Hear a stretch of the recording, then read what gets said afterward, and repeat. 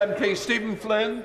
Mr Speaker, I'd like to pass on my condolences and indeed those of my party to the First Minister of Wales and also to the family, friends and colleagues of firefighter Barry Martin, who so sadly lost his life following the blaze in Edinburgh just last week.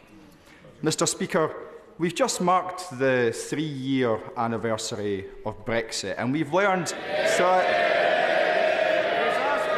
They'll not be cheering in a moment, Mr Speaker, because we have learned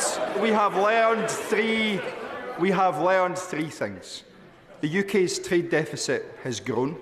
The economy is being hit to the tune of £100 billion each year, and of course, we know that the UK's economy is expected to be the worst performing of all advanced nations.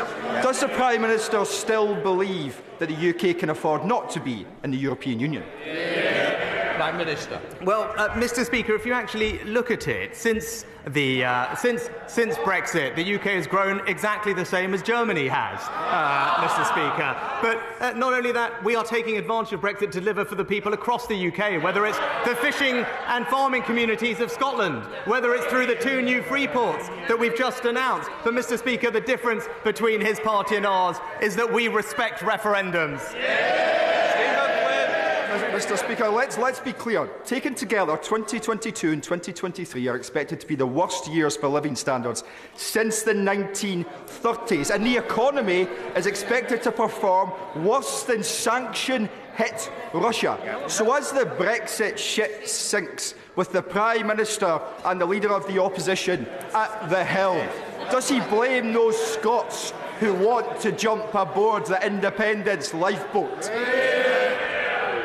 Well, Mr Speaker, the number one factor that is impacting people's living standards, inflation, caused by high energy prices as a result of a war in Ukraine, Mr Speaker. It's got nothing to do with Brexit, and that's why the government is taking significant action, supporting every family with £900 this winter. But what I would say to him is, rather than obsess about constitutional arrangements, focus on delivering for the people of Scotland. That's what we will do. David Johnson. Thank you, Mr Speaker.